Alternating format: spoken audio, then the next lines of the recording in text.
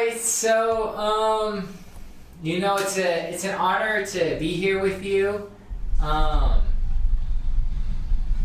been wanting to get an interview with you for a while now, but we're finally here, so that's good. Tell me a little bit about yourself. Where do you come from, and let the audience know where your origins are. My name is Galo Canote.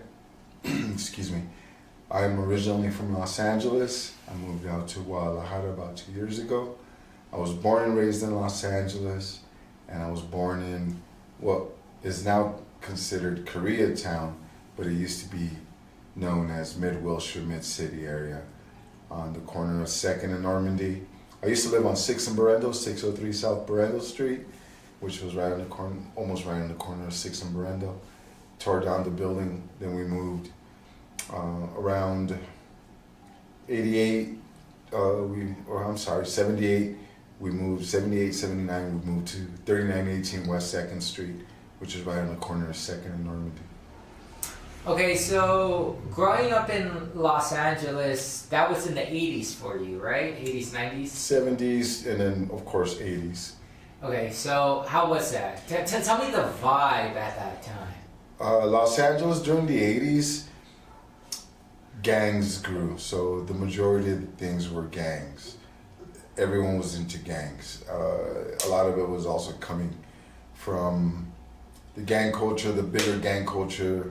We had Teen Angel magazine, and we just had gangs. Around mid-80s, like street football teams or jungle football teams kind of became the new wave of gangs. Football teams? Football teams, yes. Football teams, street football teams, or jungle football teams. So you had your larger gangs, you had your White Fence, you had your Big Hazards, your Diamond Streeters, your 18 Streeters. The most commonly known gangs, Temple Street. And they had their small cliques. But during this time, we were playing street football. We would get together, we had different teams from different areas like the Rascals, Rockwood Street, Drifters, Dead End. This is all downtown LA, what you're referring to. All centered in LA. Excuse me, we would ride West LA because of course we were on the west side of the river, Los Angeles River. So all of this was pretty much considered West LA, but it wasn't really West LA like West LA, because in West LA we also had other football teams, but they were kind of more into like surfing and Sacred Reich and metal and all that stuff. But we had small football teams, street football teams. And we would get together, for example, we would get together at Belmont High School on their field, and we would play every Saturday or every Sunday. We would play against these other teams. We would wear our jerseys, and with our, Rockwood or the Rascals, each street football team had their own colors and their own jerseys, and we would just play. And lo and behold, it just turned into gangs because someone didn't like the way they were tackled. Someone was tackled too hard. Hey man, you tackled me too hard. Fights would break out, and then they just started escalating. Okay, so Rockwood and Rascals started out as football. Yes, they started out as a social club, basically. They were, Rockwood was a social club, so we were Rockwood Street Social Club. And it started out around 78, 79, and then it started venturing into, the younger crowd started coming in, and they started venturing into, there were car clubs as well too. It was kind of considered a car club as well, Rockwood. We were all into VWs and just Volkswagens, like Bugs and microbuses, and that was pretty much our scene. And then I just want to not sound redundant or anything, and then it kind of evolved into gangs. So you guys weren't a lowrider club? It wasn't really a lowrider club. It was just classic Bugs. It was just classic Bugs and a social club. Okay. Yeah. So you're growing up in town. What's the demographics like? Because you often think about Latinos, blacks, whites in LA, but I think it became a lot more diverse at that time, right? Yes, that's an interesting question for me because I was born and raised in Koreatown. So in Koreatown, during my time, there were a lot of Caucasian people or Anglos, there were blacks, there were a lot of Asians. And then it wasn't until mid 80s to a little bit, because there were houses where I lived at, and then they all got torn down to build apartment complex, exactly, just to congest us more. But during this time, which is the Reagan era, we ended up having the people come from El Salvador. Salvadorians came, refugees came. So that was a big migration at that exactly, time. it was a huge migration at that time. So then a lot of them landed in the MacArthur Park area / Koreatown. And it's important to note that the El Salvadorians couldn't get papers, right? No. So they were one of the migrant groups. I think there were other migrant groups coming from Latin America, como Nicaragua, but they had access to citizenship, right, or green cards, but Salvadorians didn't, right? Right. Some of them did, some of them didn't, but the majority of them just came in masses because they were fleeing from the Civil War that was happening in El Salvador. And a lot of them weren't really exposed to gangs, so they were rockers. They were rockers. Yeah. So they were metalheads, Black Sabbath, Iron Maiden, torn out jean jackets. That's what they got from the United States. That's the culture they gravitated. The 80s, exactly, the 80s. And then when they got here, so that's pretty much the demographics that happened in my area. The reason I say it's interesting for me was because I was pulled in different directions. Like one of my best friends who lived around the corner, his name was Derek. He was black, so I would go with him to like Fox Hills Mall, slosh and swap meet kind of thing. And then I had my friends from KGB crew who lived a few blocks down, like David Arquette, and we had like Scan and Sky. They would they would live like 4 blocks down, so I would hang out with them. And then I had my friends from Belmont High School, which were kind of more closer to downtown, and they were predominantly Latino. So I was kind of all over the place. And then I had my Asian friends as well too. So the demographics at that time for me was all over the place. And then aside from that, I got bused. My mom signed me up for this opportunity transfer that they were offering around that time. So I got bused early on. This is like 70 something, mid 70s, a little bit late 70s. I got bused to a different school. So over there I got exposed to even a more diverse group. What school? Laurel Elementary. What's that? It's by Fairfax, just a little bit west of Fairfax. It's on Willoughby. So that school, we had Slovakians, Czechoslovakians, Russians, Asians, Vietnamese, blacks. So I was exposed to that entire different group of culture. So it sounds like you have this great diversity in LA. Tell me a little bit about how, all these kids from all these different places in the world, how they interact. Well, for us, where I was at, where I lived at, because the immediate group that I was with were all Latinos. So we all interacted pretty cool. A lot of us, part of my group, always felt kind of weird when, white folks, my white friends would come and visit because they didn't know how to treat them. They didn't know how to interact with them really, because a lot of them were. Where did you make white friends? You're talking about this is because in the area that I lived at, yeah. Again, it was predominantly white people. So there were houses on Normandy Street before they actually tore down all the houses. Was it like South Central, where it's front yard, backyard houses? Oh, they were just side-to-side houses with lawns, front lawns that reached to the main street, which is Normandy. And backyards? And back house, yes, and large houses with brick entries and porches. And then they had their backyards in the back, long driveways, and their backyards in the back. And then that house, they were right next to each other. South Central, there's a house in there. They're a little bit separate, right? The old houses. No, I think they're more closer together in South Central than the way they were there. Because if you go to Koreatown, most houses, the houses were, you had one house on Normandy Street. Yeah. And then half block it would end, and then you were into the backyard of the next house from the other street, so which was Ardmore and Mariposa. So there was just 2 houses, and they were separated by driveways. I mean, we didn't have gates at that time. We didn't have fences really. It was just open air houses. Okay. Yeah. All right, so you're growing up in LA at this time, and you know you're like, from what I'm getting, it's the melting pot of the world. You're exposed to Asians, Latinos, whites, blacks.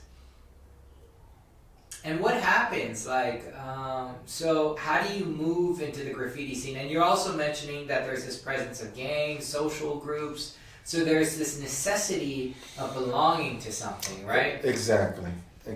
So for me, even though I was exposed, I've always I kind of I became part of a gang because of my immediate friends from the school and because of the graffiti scene.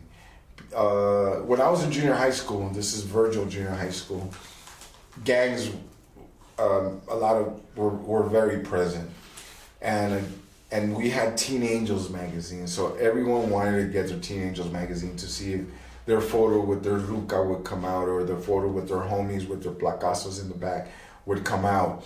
And explain to the listeners a little bit about this magazine. So Teen Angels magazine. I forgot the gentleman who started it. He passed away. He it began as a zine, and this zine developed into a full-colored printed black and white, also majority black and white magazine, which had about approximately 20 pages, and you would submit in photos. So it wasn't glamorizing gangs, but it was an avenue for gangs to I guess represent. Show that they existed, because they would submit in photos, they would submit in poems, you would get people from pen pals, like writing from jail. Their photos would get their letters or their poems or their drawings from jail. So gain visibility to to gain visibility. world. Thank you. To gain visibility, okay. And again, you can send a love note to a girl from a ruca to another gang, because it's a no-no to go to their gang, XYZ. So they had a bunch of photos, but there were pages where you would submit in your artwork. So there was a lot of artwork that I was getting exposed to, gang writing. Now, we got to go back a little bit further. Back. I always loved letters. Like for me, I was always fascinated with rock band logos, cereal box logos like Frosted Flakes, Trix, Cheerios, Fruity Pebbles, stuff like that. So when Gang magazine was exposed to me, or this Teen Angels magazine was exposed to me, I was more exposed to the gang writing than the gang writing I was already exposed to on the walls. So that was my purpose, to get these magazines, or to get a hold of these magazines, to see all the work, all the artwork, to see all the gang writing, to see the gang blocks, to see the lowrider cars, the crosses painted, cemetery crosses, the spider webs, all this stuff just fascinated me. So this Teen Angels magazine was pretty significant for me, like as far as like writing and getting into graffiti. So anyhow, when hip hop came in, when I was introduced to hip hop, because hip hop for us was an alternative to gangs. A lot of us who didn't want to be gang, like full-fledged gang mentality or gang philosophy, will find other alternates. So, but when did you get into a gang, actually? How old were you? I would say around the same time as graffiti, which was around 85, 83. So you're pulled into kind of two different worlds, right? I'm pulled into two different worlds. The gang life, because of my friends, and because I never really got, I shouldn't say this, but I never really got jumped into Rockwood. But because my friends were graffiti writers, and a lot of them were Rockwood, I would be easily associated. So I just started writing my name, and people would give me names, and they would hit me up on the walls along with the Rockwood thing. But I was always more into hip hop. I was more inclined into hip hop, because to me it was more of a healthier movement. It was challenging. It was competitive. It was building a healthy ego. It was artistic with art. It was expressive through dancing. So for me, it was sort of a saner, a more sane movement than the destructive lifestyle that I would see in gangs. Okay, so you're a kid growing up in LA, and you're seeing these two different worlds. Well, not two different worlds because they intersect constantly, right? Sort of. But you see hip hop, you see dance, you see graffiti, and then you see kind of there's also the cholo gang culture, which is also very dominant. Did you ever decide one day, you know what, I'm gonna be fully fledged to gangbanging, or I'm gonna be fully fledged to writing? Did you make that choice, or did you kind of just run in between both worlds? They would almost go hand in hand, but graffiti was sort of more, again, I was fascinated with letters. My thing was letters, and graffiti gave me an opportunity to understand that I can create my own letters, my own font.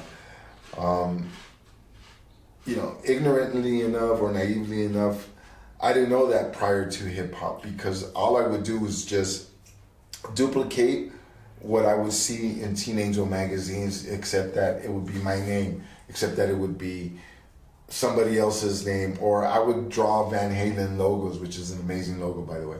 I would draw Led Zeppelin all over my Peachy folder and my notebooks, and AC/DC and Kiss, all the stuff that my mom forced me to listen to, the Doors, the Sex Machine album, like all that stuff. I wouldn't draw the Sex Machine album, of course, but all the stuff like the Doors, Led Zeppelin, Kiss, I would draw it repeatedly on my folders. So when graffiti came, I was like, whoa, what? I can do my own letters? It was impressive for me. So then I geared towards more the graffiti aspect, because again, how old were you at this time?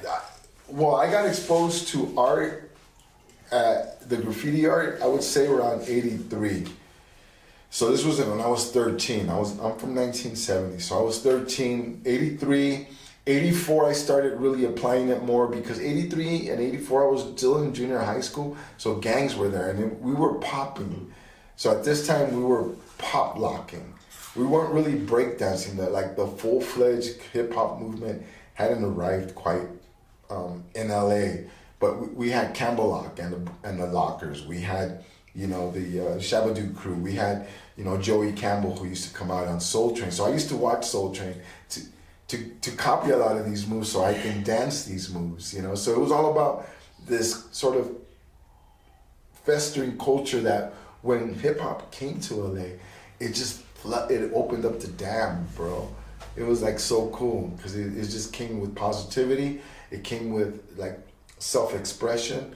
It came with challenges. It came with competitiveness. It came with all this movement, and that I migrated to. Okay, so you're in your teenage years, you're getting more and more involved into this kind of urban artistic scene. Where do you go? So you're growing up as a teenager in high school. I mean, what are you able to do? What decisions can you make? How do you get more involved? And, how did you begin to really kind of start a career in urban art? Well, at that time, I wasn't thinking about doing it full time as generate money. I don't like to use the term career, but at that time, there was a gentleman by the name of Carmelo Alvarez who opened up a Radiotron, which was a youth center located in MacArthur Park on Carondelet, near, what was that other street? It was on Carondelet and Pico or Olympic, Pico. Anyways, that youth center was an avenue for us to go paint, go break. There was a huge auditorium-like dance floor with the stage. That's Ice-T used to go there and rap. You had Tony Gonzalez DJing. It was an area. It was a youth center. Yeah. So those were areas that we would go. We would draw. We would spend endless amount of hours going through plethoras of reams of paper, practicing our tags, sketching. Collectively sharing ideas. Like, let's say you're there, I'd be like, hey, Rick, what do you think of this E? And you'd be like, how about you twist this E and here and there. So we were exchanging these ideas. So it was cultivated. It was cultivating this, fostering this cool atmosphere. Anyhow, So gangs, at first, gangbangers didn't know how to treat us because gangs were about staying in your 4-block neighborhood or your 2-block neighborhood or whatever, however big your neighborhood was. Graffiti writing was about going all city, was about painting or getting your name up, getting that local name up as much as you can up. So a lot of times when we would go to different neighborhoods, a lot of gangs would see us writing or catch us tagging in their neighborhoods, and then, hey Holmes, what's up? Where you from, Holmes?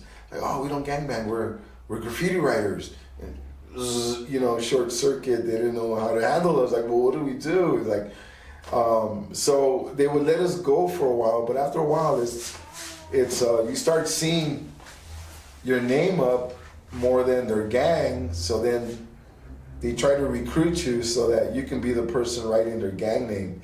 So for a long time, gangs started giving a lot of these graffiti writers, especially ones that lived in gang neighborhoods, alternatives to either join their gang or I don't know what was some of the alternatives they gave them, to be quite honest. So a lot of these graffiti writers ended up joining gangs, and this is the beginning of what we call the dark ages of graffiti art, because a lot of people joined gangs, a lot of crews broke up, a lot of people died because of gangs, and then gang culture was just skyrocketing. And then there was the people thought that movies like Colors glorified gangs. My homie Sign got killed, my homie Gio got killed, I got stabbed. That's kind of like when I started kind of leaving the gangs a little bit, even though after I got stabbed, I still came back and tried to be part of the gang, which never was really accepted. But anyhow, so a lot of things started changing, and then graffiti kind of died for lack of a better way of putting it, because everyone invested their energy. What hip hop was intended to be was no longer that alternative, that positive alternative, because hip hop was supposed to be a positive change in the gang lifestyle in New York, and that was what was supposed to be happening out here in LA. But gangs sort of infiltrated the graffiti culture again, and that's unfortunately what happened. All right, so there goes the culture of graffiti, at least in your context. So you're talking about gangs, you're talking about graffiti, and kind of the dominance of gang culture that emerged in the late 80s. Yeah, 87, 88 is when it started getting way heavier. Okay. And so, where do you go from there? People just join gangs and people just drop out. During that time is when I believe we had the highest dropout rate in all, like LA Unified School District had about 65% dropout rate. Dropout rate, exactly. So a lot of people started moving out of LA as well too. They started, branching out and taking their gang mentality to other areas. All over the world, right?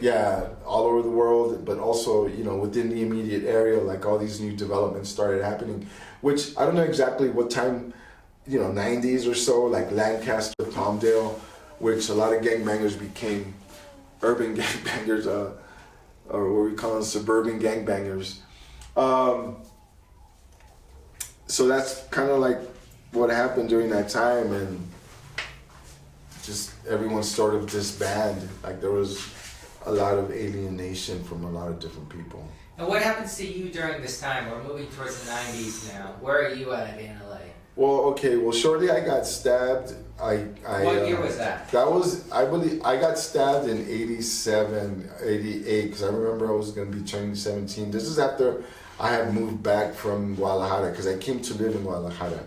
And those years kind of get blurred. So it's 86 to 87, and then I stayed here for a while. I went back to Mexico. I went back to LA, got stabbed, and I came back to Mexico for another year or so. And then by the time I got back, I just came in with a different mentality. I just wanted to get into the work field and just kind of move my way up. I started working at a copy center with at that time was Merrill Corporation, I believe, and then I just moved my way up to becoming an implementation manager.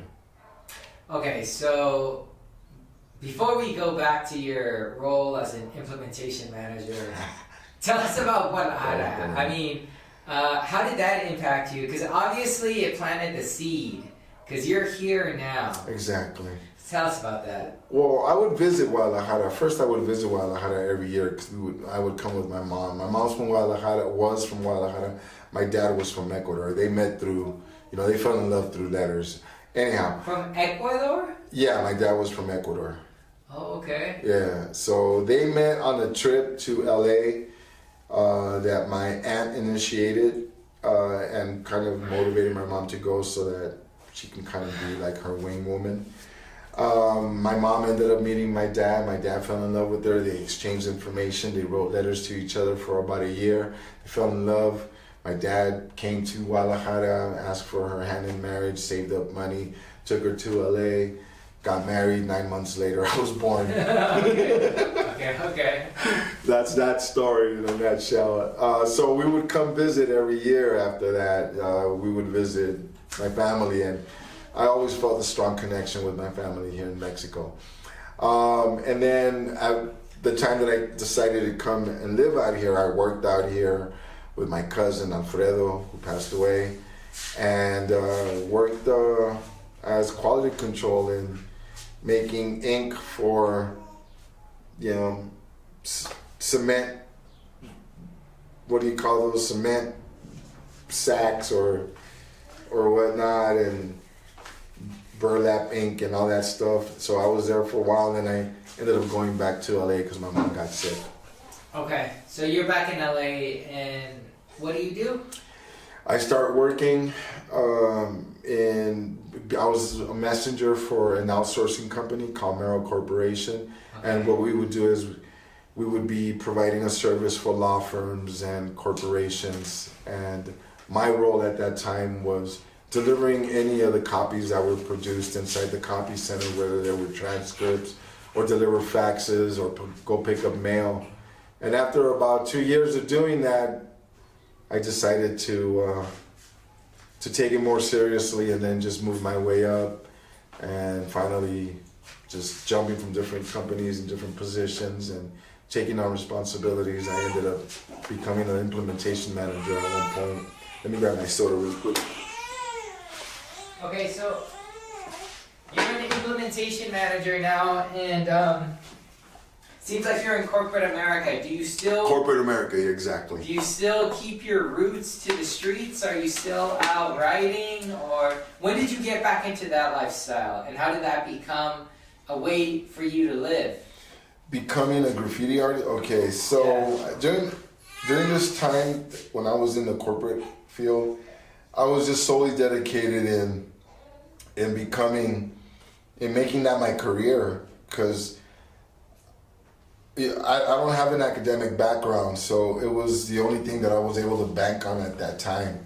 It wasn't until around 91 that an old writing partner, friend of mine, Basque, Oscar Rivera, he was working at another law firm as a file clerk at Rose, Klein and Marias, and he ran into me one time at the Carl's Jr., which used to be the Macy's Plaza. And he walked up to me and asked me, because we had done a piece, he wanted us to do a piece. And no, I'm sorry, this was 2001. We did a piece in 1991 called a Rocking Piece. And then it was gonna be 2001, and it was gonna be our 10-year anniversary, so, or something like that. So he got together, hit me up, approached me, kind of pitched the idea to me, just asked me if I wanted to come back and hang out again, for lack of a better way of putting it. And that's how I slowly started, wetting my feet again with graffiti art.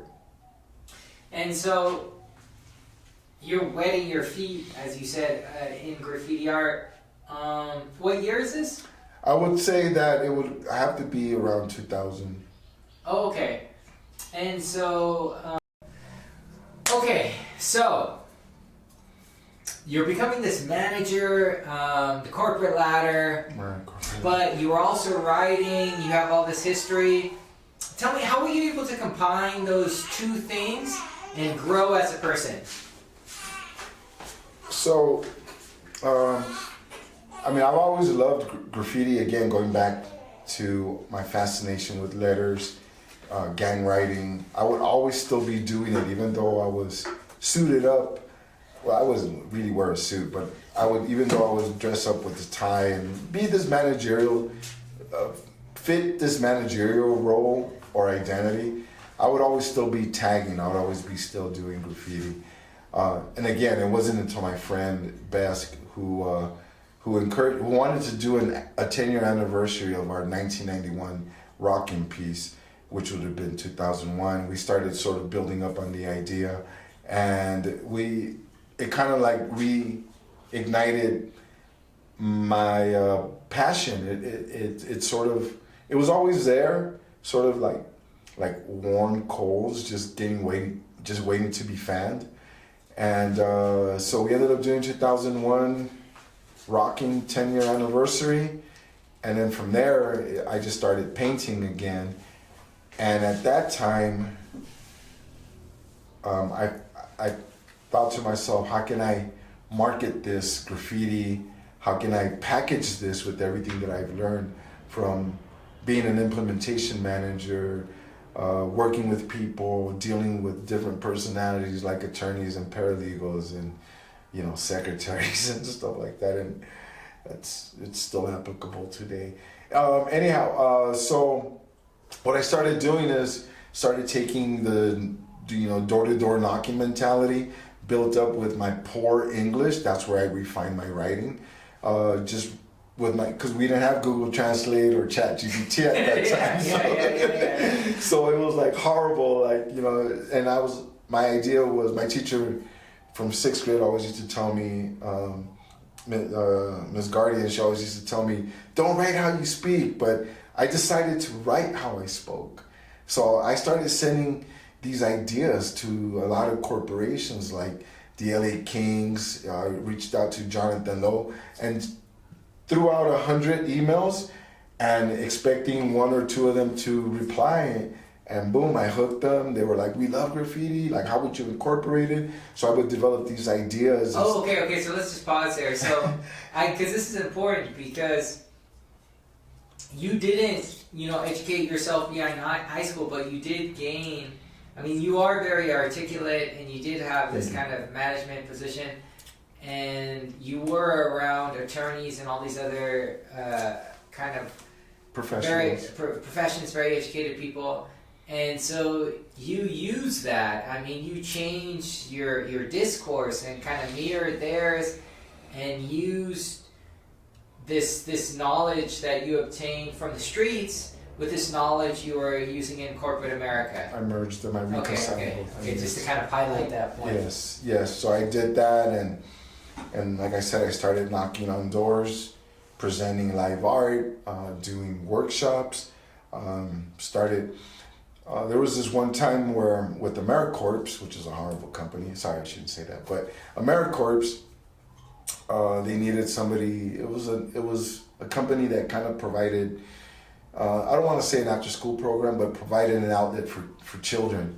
And there was this one person, Christine Lovich, who said, why don't you come and teach some graffiti art to some of these kids at this cultural center? I said, sure. She's like, I'll help you develop a lesson plan, yada, yada, yada. I was like, let's do it. So, poor money, hard work, but I learned how to develop lesson plans. Okay. So then I'm like, well, if I have been pitching these ideas to do live art to like the LA Kings and to, Chivas USA and XYZ, let me start pitching some of these after school programs, some art classes. Okay. So then I got a break with Star Education. I got it with LA's Best, and I started refining my lesson plans and started learning how to manage large classrooms. So this all started from your management position. From my management position and my fascination for graffiti art. Okay. Keep going. So I decided to, again, just pry my way in. And then I pried my way into Youth Policy Institute, which gave me a lot of freedom to run my own urban typography program. So I developed the curriculum. The Youth Policy Institute, the curriculum that they use right now for graffiti art or urban typography, if they still use my title, that's my curriculum.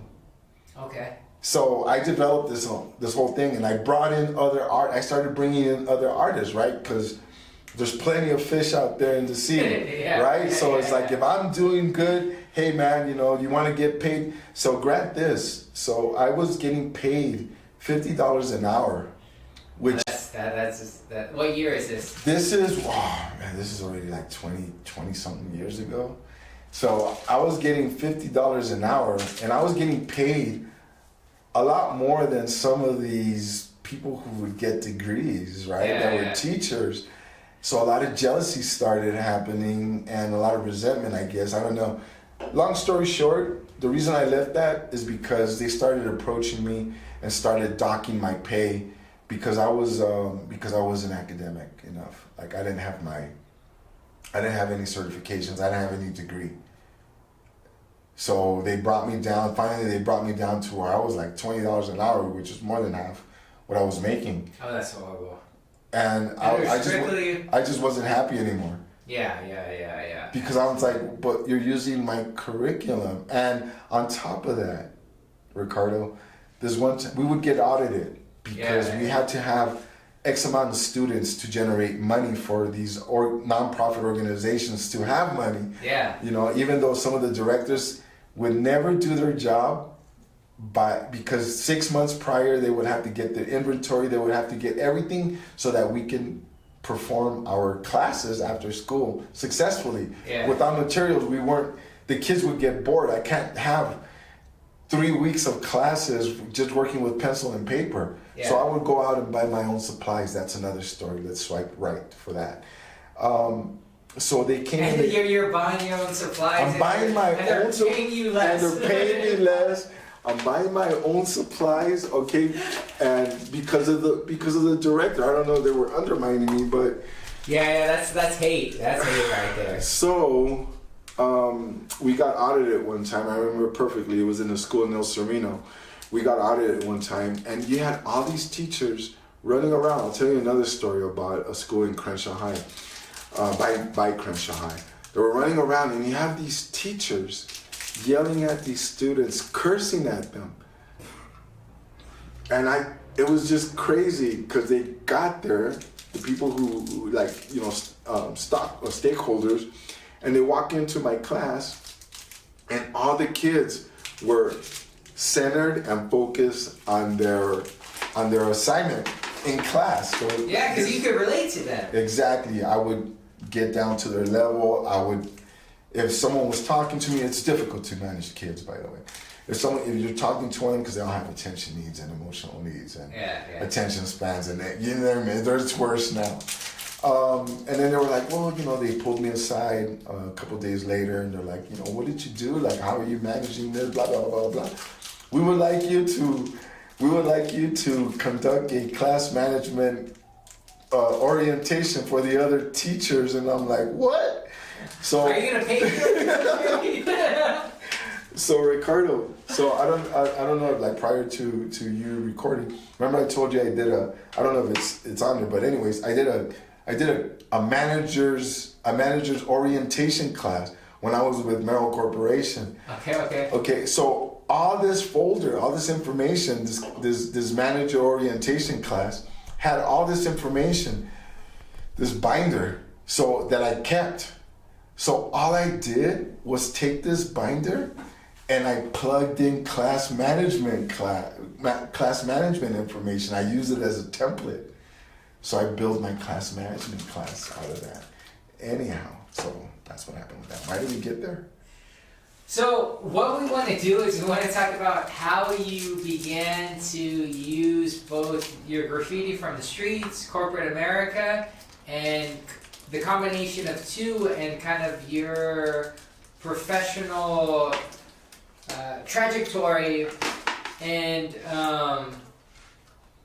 kind of understand how that came to be. So right now you're describing you're working with youth, and you're giving them classes. You start out as an equal to other teachers, but there is a initiative to lower your status. So I quit teaching because I was fed up, and it's very tiring to be teaching anyways. So I quit teaching. And then It is very exhausting. It's exhausting. But the thing is, I mean, you need to be paid decently. Exactly. Yeah, and you were initially. And I was initially, exactly. Yeah. And I was happy, and all the other artists and then came the haters. Okay. So I stopped teaching. Occasionally I would do workshops, urban typography workshops with like craft and folk art museum, or MoCA, XYZ. So in this one project with Department of Cultural Affairs with Los Angeles, I ended up, we did this whole program. We went to San Francisco. I ended up meeting these teachers. One of them, his name is Mark Gomez. He used to be a teacher. He was a teacher at Augustus Hawkins, which was on Vermont. And he had me come teach a couple of classes there as a freelancer. They loved it. We did this one project, they loved it, and they wanted to do a larger scale project, kind of more full-fledged, more like, scholarly type. I don't know if that's the word, but kind of more like part of the curriculum. Yeah. But they couldn't hire me because You had to have a bachelor's degree. Exactly. So how did I get into LA Unified School District? I don't know. How did you? I got in as a vendor. Oh, wow. So they really wanted you then. So I got in through a vendor system where man, we gotta get you a freaking degree. It's not that big of a deal, man. Bro, I just felt like for a long time I felt that if I was able to navigate all these things without a degree, I felt no need to, pursue one. Yeah. But now I do want to get one, especially here in Mexico where it's a huge thing. They put a lot of value on that piece of paper. Yeah. Anyways. We're gonna get to that, yeah. Oh, okay. So I worked with LA Unified School District, going to different schools for about 2 years, and then I quit doing that. And during this time, I was also doing my full-time art and curating exhibits and putting shows together and doing murals and doing bar mitzvahs and doing events. I love how you mentioned bar mitzvahs. Those were paid. Those were well paid. Gas. I mean, I had we had celebrities commissioning me for their bar mitzvahs, for their kids' bar mitzvahs or bat mitzvahs. So Okay. And then a lot of these events were themed events. Graffiti themed event for Jordan, whatever, it's like painting on shirts, painting on hats, anything that I could possibly sell, like painting on skateboards. Oh, we have a bar mitzvah, it's a skateboard themed event, that we can paint on decks, so I would bring people and we would sit at a table, we would get an X amount of skateboard decks or balls or soccer balls or trucker hats, if it was an 80s themed event, and then just paint them up, do people's names on them, and at the end they would come and pick them up. Anyhow, so curating shows, and I would get a percentage off of every sale, and just a bit of this and a bit of that. So going back to BESC, we ended up doing 2001. I started wetting my feet, and once I dove into the ocean, there was like really no pulling me back, because I was actually doing what I enjoy doing. I was still managing, which I love managing. Yeah. I love managing, and I love training people, and I love having some kind of HR role where I can work with people if they're troubled employees. It's the same thing with school. You're working with troubled kids. You're working with with kids who have different learning abilities. It's just the same thing. I was a property manager too, also, which that's how I didn't pay rent for 20 years, because part of my concession was, that opened up a lot of time for me to do art, to travel. So it's all the same thing. Managing people, managing a restaurant, it's all the same thing. So then I would just be the project managers basically for a lot of these events, and I would hire employees and we would throw out crazy ideas, and that's what I did for a while. Okay, so it seems like you're reaching your peak. Yeah. But, okay, so talk about, if you could tell us, you reached this peak, but for some reason, it's not necessarily what you thought it would be. I mean, what I want to know is, where did you kind of reach a point where you decided, fuck this? Okay, so for example, we did I would contact large events like Coachella. Yeah. Okay, I was like, hey man, I would look for who's the person, the event planner, the event coordinator. I would go through all kinds of emails, call, and find out, who's the person, who's the program director, who can I talk to about presenting this idea.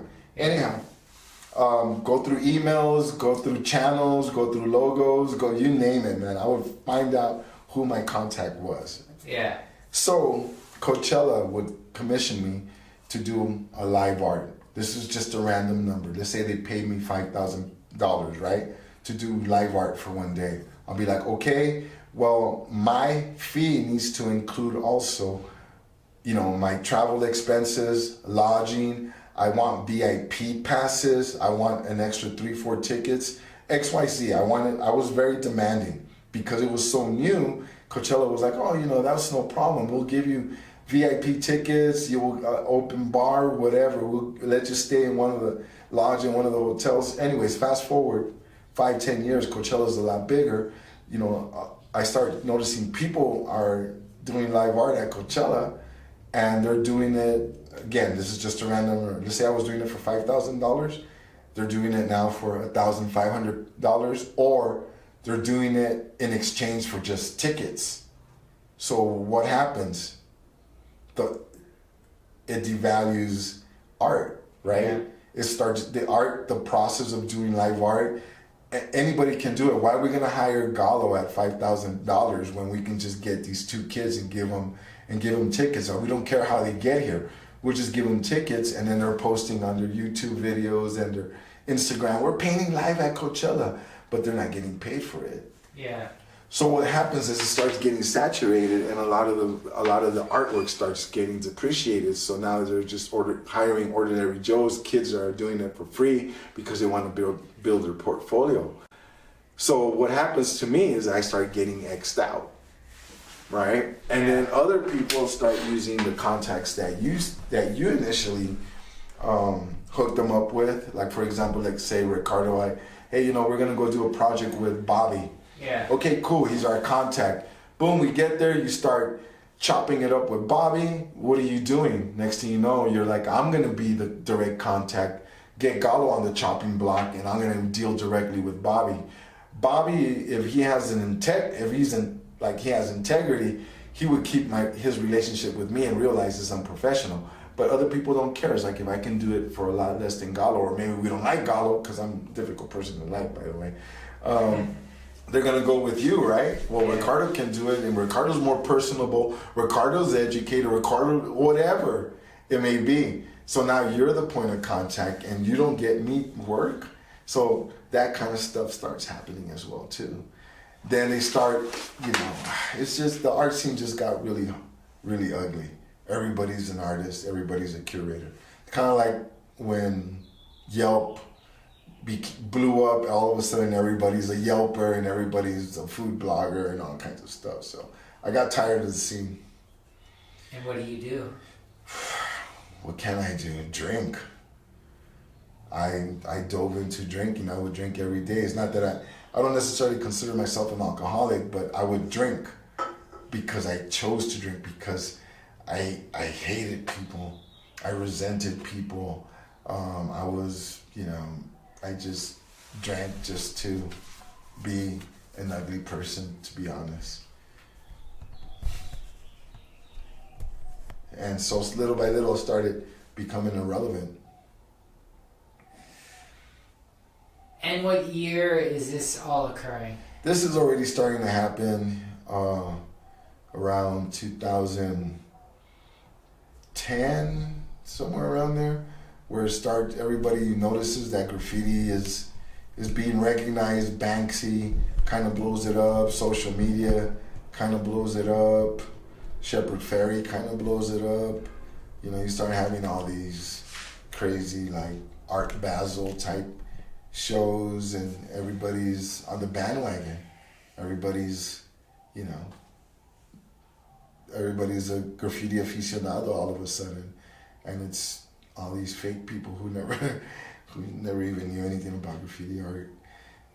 You know, spray paint is a lot more easier to use. Anybody, in my opinion, anybody with an ounce of creativity or ounce of talent can grab a spray can and execute anything on the wall. You know, it's just, it's not that, you don't have to have that discipline anymore, because we got specialized valves or tips. We got cans that are high pressure, low pressure, matte finish, gloss finish. We got cans that are specifically made to be the equivalent of a can and a half, because that's how much paint it takes to fill in an average 4-letter name. So we got all this stuff. We got different brands from Europe. We got brands from all over the world. We got UV protection. It became commercialized. Yeah, it became extremely commercialized, and I'm okay with that. You know, capitalize on the graffiti art. But what I'm saying is, anyone now can pick up a spray can and execute a mural. And now it's like you got projectors, you got like your iPad, you got that does all the coloring for you. It's just, you know, they're cookie cutter stuff. So you begin to feel this kind of deception with your reality in Los Angeles. The whole entire scene you dedicated your life to and really helped build up. Mm-hmm. Did you just decide one day, I'm going to Mexico?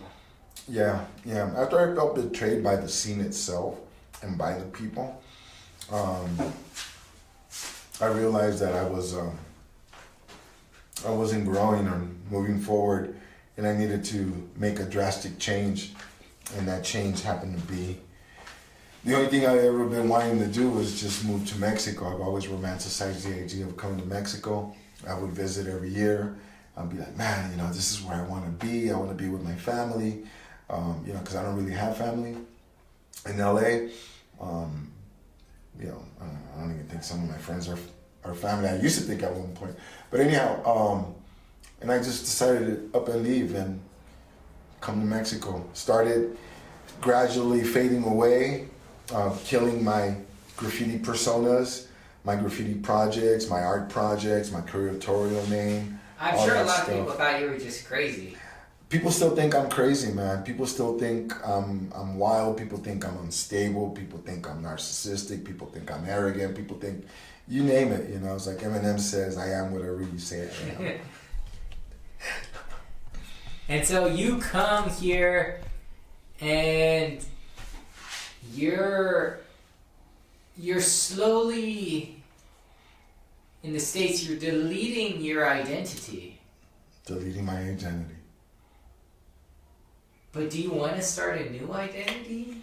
Do you want to emerge as something new? This is what I thought was funny, because everyone was so receptive to people identifying as they wish. You know, whatever they can pull. I want to identify as a spaceship, whatever, right? Yeah. I killed Galo and began to identify myself as my name, my middle name, Abel, right? Because Abel represents new birth, represents new chapter in Hebrew, right? It's Havel. It's a Hebraic name. A Hebraic name? Yeah, right. Hebrew name. Anyhow, so I wanted to identify as Abel. Yeah. And people would question that, and I'm like, but you're not questioning this person identifying as a wine bottle, like, but you're questioning me identifying myself as my own name. So I kind of wanted to push the name Able a little more, you know, it fits well with a lot of things. You know, I'm able, I'm capable, I'm inimitable. So it kind of started to create a new persona. And I wanted to leave the image of Galo behind, the image of Make, which is my other graffiti name, the image of Time, the image of Galapagos, you know, the bearded narcissistic, like all these like projects and personas that I created, I kind of wanted to put to rest. And that leads me to another thing that's interesting that a lot of people thought I was wild, because when I was back in 1985, I was Time, and I put time to rest, right? So I put time to rest, and 30 years later, 2015, I resurrected time, and I put Make to rest, because from Time I became Make. Make was my other graffiti name, was the name that I'm more known as. Time was something in the past. Yeah. So I was like, you know what? I'm tired of painting Make. Let me start painting Time. Oh, you know what? I'm just gonna resurrect Time. I resurrected Time in 2015, 30 years later, and everyone still calls me Make. Galo, the artist Galo, because there's Galo me, and then there's the artist Galo. This is where I start sounding crazy, right? Galo is kind of more adventurous. You know, he experiments more with his art, experiments more with his letters, with his graffiti. Make was kind of more like traditional, you know, structured, chiseled, and his style. And then Time was kind of like old school retro style. So anyhow, fast forward, I killed all three of them, and I'm just stable. Or Galonius de Angelis, which is the graffiti philosopher. Okay, so the graffiti philosopher, I like that. So I moved to Guadalajara. Tell us how that starts. What is it like coming to Guadalajara? Because at the time you're not a Mexican citizen, you got to figure out like, how do I even find a job, identification, all this stuff, right? Well, so I was at a peak at one point. You know, I was doing really well as an artist, and I splurged everything. You know, spent it all, traveled, thank God. Where did you travel? All over the world? I wouldn't necessarily say all over the world, but I went to Chile, been to Japan 7 times, of course. Been to Italy, just, you know, Ecuador, of course, Mexico, of course. Just dog mentality, the you know, exploitation, the who are you rubbing shoulders with, the who you want to be seen with as well too, who you want to collaborate with. For example, with graffiti art, graffiti for me was about competing, and it wasn't aggressive. It was aggressive to a certain point because you wanted to come with your all on the wall. Yeah. Right. Like for example, let's say Ricardo. Let's say my name was Ricardo. That's your graffiti name. So it was like there can't be 2 Ricardos. There can only be Ricardo 1. And that's why a lot of graffiti writers put 1, because it's all about originality. Like Mac 1? Like Mac 1, exactly. Do you know Mac 1? No. Oh, okay. But that would be an example. That's how or like, you know, Scene 1, or like Make 1, or Galo 1. So there's only 1 because you are the one. There are no other. And you can't be copying somebody. You can't be regurgitating somebody else's style. So that's why we have terms like fresh and raw, because it's fresh, you know, it's new, it's innovative. So anyhow, so like let's say there's a Ricardo 1 and I'm a Ricardo 1 too, and I'm a Ricardo 1 also, then I was like, I find out about you, hey man, I'm the only Ricardo 1, I'm gonna go battle this guy. So we battle for the name, and whoever loses, there's no ands, ifs, or buts about it, because that's the graffiti rule. Or if I battle Chicano, right? And I heard Chicano's dope. It's kind of like in breaking. Excuse me. I heard, you know, my breaking name is, you know, Junior Rock. somebody says like, Can you still break? I still break here. I'm a lot heavier, you know, and what that means is I'm a lot slower, you know, and I don't have the agility I used to, but besides I have a dislocated shoulder. But I find out about Junior Rock, which is me. It's like, it's kind of like gunslingers. I heard you're the fastest gang slinger in this town. You know, you want to challenge this person. Yeah. Right? And I mean, of course, that's life and death matter. But over here, it's all about like, I heard you're like the dopest breakdancer. And I'm like, yeah, man. It's like, okay, well, let's battle because you think you're bad, right? Like, oh man, I seen his footwork and I can do this and blah blah blah, right?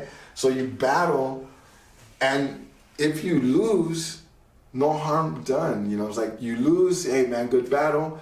That means that if I lost, but you lose your name. No, you don't lose your name. Sometimes you lose your name, but if you lost the battle, like if you lost the graffiti battle, you go back and you improve on your skills, and that's why I think it's kind of like a healthy ego, because you're building on each other. It's like iron sharpens iron. We're building on each other. And it's not and we lost that soul of graffiti. Excuse me. And it's all about like, you know, it's just crap, you know. And there's no discipline. I don't know if you recall earlier when we used to hang out at the Radiotron before they shut it down. We used to go through reams of paper, practicing our tags, like our signature, and different styles before we actually went on to deface property. Because we wanted it to have flavor. We wanted it to be fresh. Now, anyone picks up a can and starts tagging because they're copying what they see on Instagram or they're copying what they see on YouTube. It's like, oh, I can do that. But someone who's disciplined is like someone who's a professor in your field, right? Like you're a professor in your field. If you're talking to somebody who is a neophyte in your field, you're gonna know right away that this person still has a lot to go just based on the wordage this person uses, correct? Mm-hmm. It's the same thing with graffiti art. Like if I see writing on the wall, I can tell that this person doesn't practice, and I can tell that this person is just copying because this K doesn't go with this E, because this K is somebody else's K and this E is somebody else's E, and he's piecing it together with his own style. So it looks off, you know? Anyways, so I got tired of the graffiti scene because it was redundant and repetitive, the same conversation. Everything that has been done with graffiti has already been done. There's nothing new under the sun. It just seemed boring for me. It wasn't like it stripped the love. Remember, I got into graffiti art because I was fascinated by letters. I love letters. I still love letters. I love fonts. But it stripped that love away from me because no one puts an effort into their pieces anymore. It's like if you're not doing background, you expect somebody else to do your background. If you can't outline or have can control, you want somebody else to outline the piece for you. So no one's pushing each other. I had mentioned earlier, like we want to battle. Everybody's too busy wanting to collaborate. I'm like, screw that, man. Let's battle. Let's bring that fire back. Let's lift up, for me, like let's lift up where graffiti is at and lift it up and bring it back to the level that once was at. It's way down, way too much down, and I feel responsible myself to help bring it up. I know I can't do it myself. I'm not trying to be this graffiti messiah, but I think that fire needs to be reignited. Photographers ruined graffiti art because they're out documenting with no knowledge of letter structure and letter foundation or letter formation or integrity or composition or, you know, architectural relevance, and they're photographing because somebody did a throw up on top of this building, like that's a cool spot. They capture it, they upload it to Instagram, they have 10,000 followers, everybody's like, oh my God, nobody's like, those are dope letters. Everybody's all like, oh man, that's a dope spot. How did he get up there? And it's no longer about the piece or the graffiti art itself. It's about like the spot. And yes, it's a good spot. But this photographer that doesn't know about graffiti art is documenting graffiti art. it should be a graffiti artist documenting a graffiti art. Yeah. Sorry, I got a little passionate there. So you begin to feel that Relax. there's kind of like, it's almost as if you feel like the whole entire scene's been co-opted, right? It's co-opted. It's it's whatever we want to call it. It's co-opted, commodified. Watered down, diluted. The whole 9 yards. I think that's why I think graffiti is dead. Okay, so that's a very strong statement. Yeah, I think sometimes you start graffiti getting is bigger, dead. things kind of And die so, out. that's obviously you feel a desire to kind of move away from that lifestyle, and you're in Mexico now. What do you do? First of all, when I came to Mexico, prior to me coming to Mexico, I was trying to do all my paperwork, which was challenging. But I came with the idea, man, I speak English. I'm gonna get a job just like that. It's like I think at the drop of a dime, I was gonna be working and speaking my English. I have this full advantage. Wasn't quite like that. I got over here and I've encountered all kinds of challenges, like challenges that I wasn't expecting. Because as Bug Bunny says, before it was like, it's a nice place to visit, but I wouldn't want to live there, Bugs Bunny was a good teacher, by the way. All those classical music references and all those old school cartoons. Anyways, I got here. I tried to get my temporary residency. It was extremely challenging because they make it very difficult for foreigners to get their But paperwork. you can get your INE because your mom is Mexican. Okay, well, I'm going to get there. Okay, go ahead. All right, so I came over here with a job as a property manager, except that I couldn't get the job because I couldn't get my temporary residency within the 30-day window that they give me. Yeah. So the first 30 days the first 30 days that I was here in Mexico, I spent them at 30 years ago? Immigration office, going every day, man, every day, so trying to get my paperwork done. And if it wasn't for this, like, why didn't you bring this paper? He was like, because you didn't tell me yesterday when I was here to bring it. I would have brought the paper. It's just like, they just make it difficult. Mexicans, here in Mexico, I gotta be careful when I say Mexican. In Mexico, I've learned that there's a lot of places that make it 10 times harder to do things in Mexico. So, long story short, I didn't get a chance to get my temporary residency within those 30 days. That led me to... He was always fighting. I had to go back to LA and do the whole process again with the U.S. Embassy, which I wasn't going to do. So I met this person at the immigration who I befriended, but she was just kind of cool with me because she would see me there every day. Yeah. Right? And then after a while, it was like, hey, ¿qué onda, Maria? ¿Qué onda? Galo? Blah, blah, blah, right? Because, they don't accept middle names over here, so no one knows me as Abel over here because middle names aren't used over here. Anyhow. So finally, she's like, what's going on? Blah, blah, blah, blah. And I showed her, like, all my paperwork spread on the counter. She's like, well, your mom's Mexican. She's like, you can get your citizenship through her ancestry. And I was like, oh, okay. She's like, what do I do? She's like, dude, it's boom. She's like, go to the Registro Civil, and they would hook you up. You get everything. So I went to 4 different Registro Civil before I ended up going to the main one in Mercado del Mar, el Registro Civil 1. But it's just I got mistreated in a lot of places. Got mistreated, and that's one of the things that I encountered when I got here, which was extremely surprising. I wasn't expecting, how xenophobic, Mexico is, especially towards Chicanos and stuff like that. And I'm like, but you're dressing like one, but they're discriminating against me, and it was rough, working. I came over here, I basically did the opposite of what people go to the United States to go do. You know, they went to go look for the American dream, came over here for the Mexican dream. You know, they went over there, you know, illegally. At some point, I was here illegally working clandestinely, like I was getting paid under the table, right? And I would get mistreated. I would get like the worst stuff to do inside the restaurants, you know, wash dishes, clean behind the refrigerator. I would get like the grunt work. So I'm measuring my words. Yeah. Yeah, so definitely, so you encounter kind of this impenetrable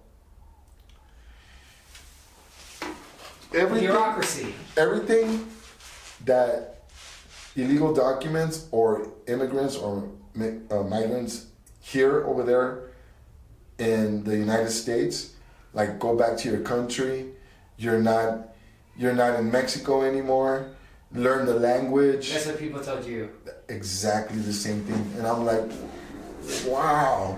Like, you guys, I'm like thinking to myself, do you guys hear yourself? Like the irony that is proceeding from your mouth. And I had eggs thrown at me. Eggs thrown at you. I've had eggs thrown at me. I've had cops harassed me because I you know, it's to a certain extent, you can tell a lot of times that people can tell you a lot of times just by the way you dress and the way you walk that you're not from here. Let alone when you speak, you know, it's like when you start talking, of course my accent is a little bit heavier. I forced myself to increase my vocabulary and be able to speak a lot better in Spanish. Yes. Same thing in English too. It's always it's a learning journey. Yeah, you know, just it was sad. And then on top of that, I would encounter cultural differences with my family. So it was very challenging because it was just... So you're basically telling me in jobs they would abuse you? Jobs, they would abuse me? Okay, like for example, I was working... The most precarious work available, that was your job. Right, okay, so a long time ago, one of my first jobs, it was through my mom's boyfriend, Henset. He got me a job as a busboy. And we used to get a certain percentage. The waiters would break us off 30%. I used to work in Beverly Hills, this place called El Brasiere on Rodeo Drive. And I remember at the end of the day, the waiters would count all the money, and then from there they would give us 30%. But I would see them, each one, there was 3 waiters, each one pocket $100 first, and then break us off from whatever was left, 30%. Fast forward to this restaurant I was at, I would see people stealing my tips. I would see people stealing large bills, like entire tabs with the tips. See, the thing is that a lot of these employees where I was working at one of the restaurants, which I won't promote, they all knew each other. So they all came one by one from a different restaurant. So it was this team.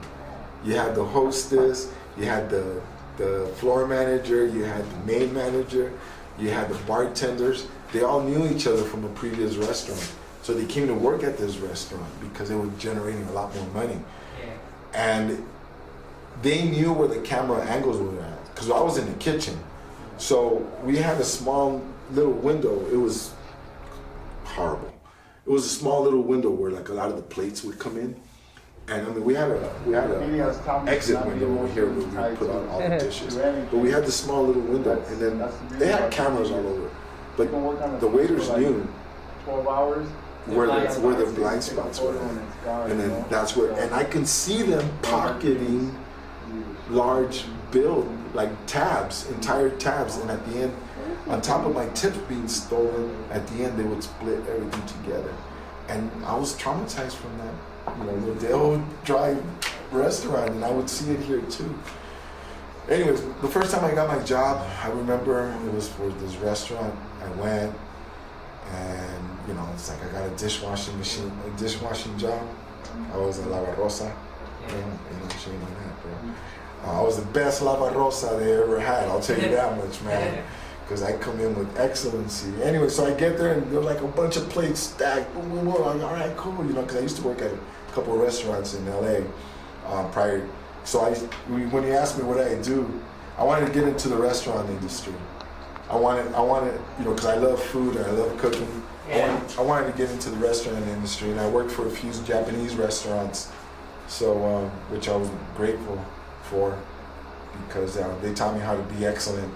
Anyways, I remember getting to this restaurant, and they were telling me about the dishes. Yeah, these are the dishes, and yada yada yada. And I'm like, all right, cool. I was like, I'll get on it.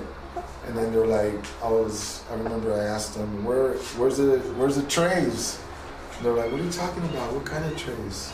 The trays for the dishes, to put them in the dishwasher. Put them in the dishwashing machine. They were like, fool, you are the dishwasher.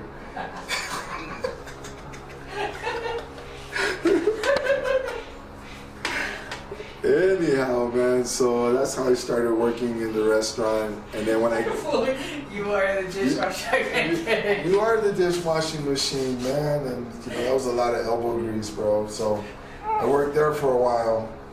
And then I finally ended up getting all my paperwork. Became Mexican. So I got my nationality as a Mexican, so citizenship. So now I'm Mexican. Okay, so now you're Mexican, and what are you doing now? Right now, I work as a full-time substitute teacher at a small school, Christian school, in Las Fuentes. And yeah, I love it. I mean, I'm happy. It's gratifying. So that's what counts for me. So I go eager to work every morning because for 20 plus years, because I was a property manager, I traveled. So that really helped you kind of do what you wanted to do. That helped me, yeah. If it wasn't for me being a property manager, again, those are things that I learned also from managing people and being, all that stuff. And all that stuff I still carry today. I still apply everything that I've learned. I have no regrets. Everything that I've learned, I apply today in my classroom. I apply today in my relationships with other people. I apply that in my art world. That's how I managed to do proposals for art exhibits. Managed to do proposals for murals, XYZ. And right now, slowly but surely, I'm kind of sort of dabbling into the art scene, art world again over here, but at a much slower pace. So I think I want to manage that a little. I've learned I want to manage it a little bit. I don't want it to control me. I want to be controlling that aspect of it. So where do you see the future now? I see myself seeking a higher education. So that's tentatively the goal right now, the desire to seek a higher education for myself. So tell us how you've been going about that. Well, since as I mentioned, I don't have any academic background. I never graduated from high school. I was only 5 credits short. And I'm working right now with a couple organizations and the help of Tran to get my GED.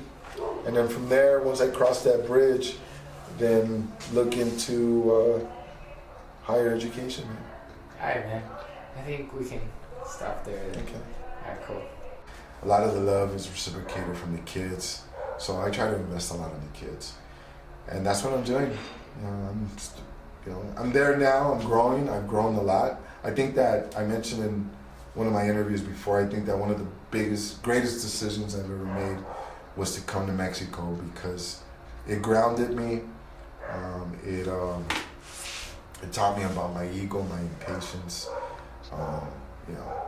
my entitlement, which. What do you mean entitlement? Well, customer service over here lacks, right? United States, they're very all about, fast customer service. Right here is just about like, I'll get to you when I'll get to you. Anyhow, just a lot of things, man. Entitlement, ego, impatience.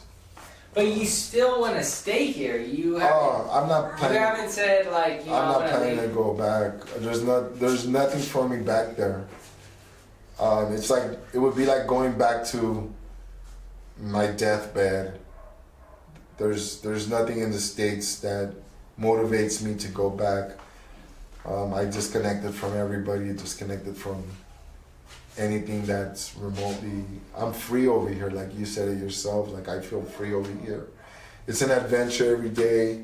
You know, you don't know if you're gonna get lost on the bus. You know, I wake up every morning. Like I said, I came over here to live a normal life. I lived a life. I didn't pay rent.